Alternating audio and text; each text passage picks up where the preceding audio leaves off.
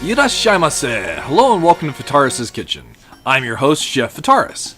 It's time once again for Shoot 'em Up Saturday, and on the menu this Saturday we have ZeroRanger, an awesome dual color shoot 'em up. What kind of taste will it have? Let's get cooking and find out. So by dual color, I mean that the color scheme of the game itself is based on two color motif, where everything is shades of green and orange, and that'll go and make sense here in just a moment. The game itself, ZeroRanger, used to go by a different title, Final Boss, and it's the work of System Erasure.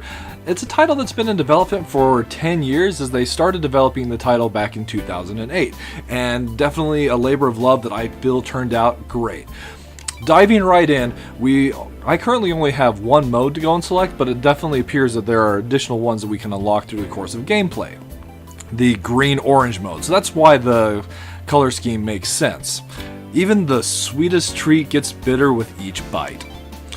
So once you select your game mode, you can select which fighter you want to choose. So the way the story goes is the Type A was sent against this enemy force, the green-orange, and all communication with it has been lost. So now we have to choose between the secondary fighters, the Type B or the Type C. My preference is the Type B, so that's the one we'll be playing today. You can also, once you've cleared them, select additional stages here.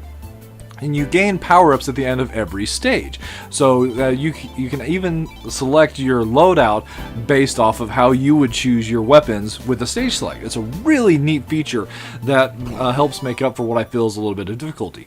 That launch sequence there also changes with the look depending on whether you pick the Type B or the Type C ship.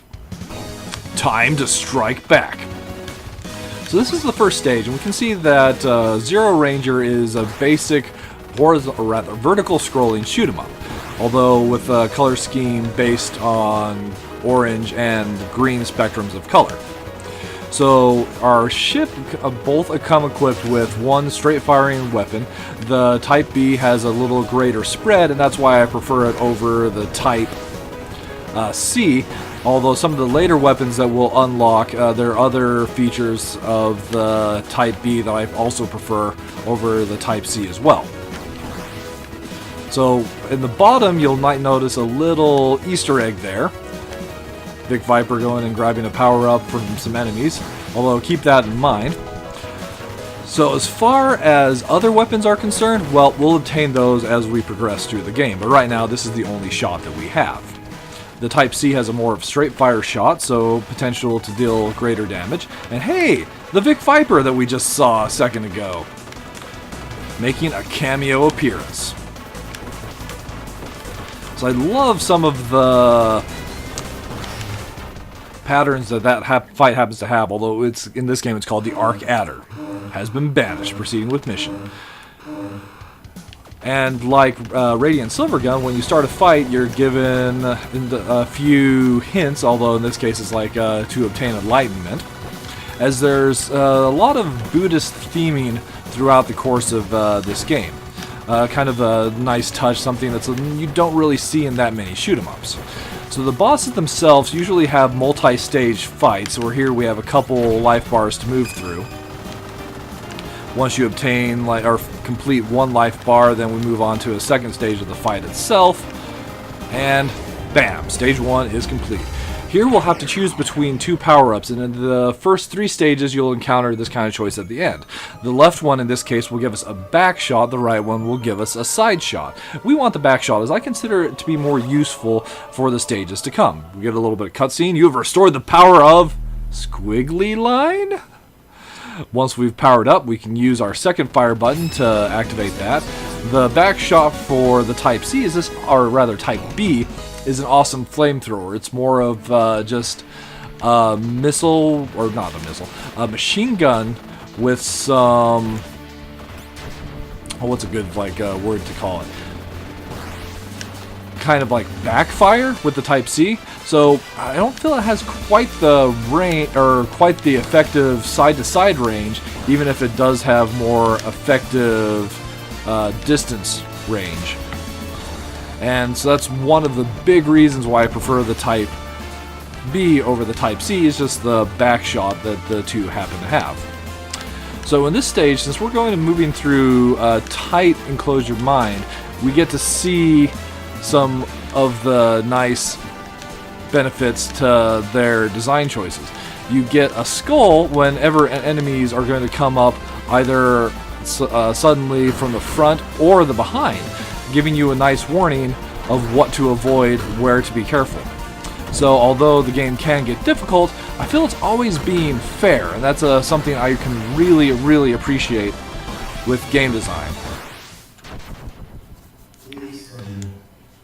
I accidentally got caught behind some of those moving platforms, so we didn't get through them as quickly, lost enough lives that we had to continue. And the way the continues work in this game is you don't continue right where you die. Instead, it sets these waypoints that you have to progress from, so making it a little more difficult to progress in some sections, in my opinion.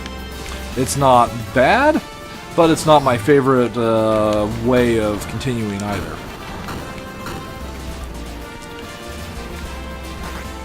And that's basically what we have here with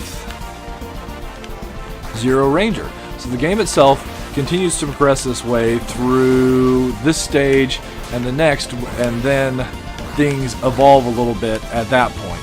Although it's kind of a surprise, so I'm not going to spoil it, as I feel if you want to go and play this game, it's definitely worth sticking around and getting to the end of the third stage, definitely. So as we progress deeper and deeper into the mine, we're coming up here on another sub-boss, and this one might go and be familiar to you if you've ever played R-Type.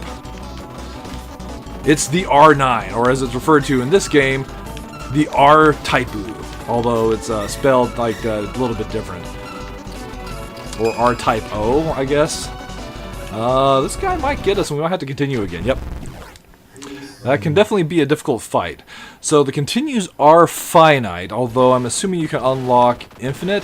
You unlock continues not through gameplay or time or just number of plays, but rather the points you score throughout the course of the game unlocks additional continues. That's a feature I really like, so yet another plus for this title.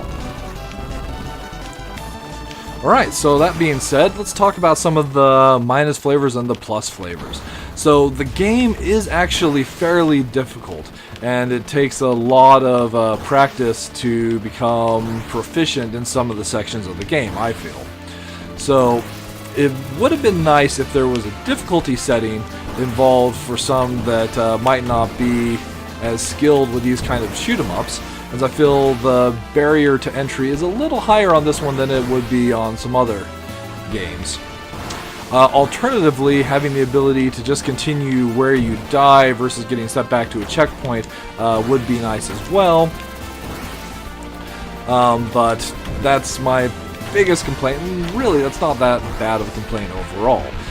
Some of the plus flavors, I love the duochromatic kind of feel that the game has to it. Just being based around like the two colors gives it a really unique feel that fits this kind of art style really well, in my opinion. It also has a really awesome soundtrack, and I love games that let you kind of customize your ship build. So getting to choose between two different sets of weapons at the end of every stage is awesome. So at the end of this stage, we'll get to choose between a lock-on and a charge weapon. If we can complete it, let's see if we can do it.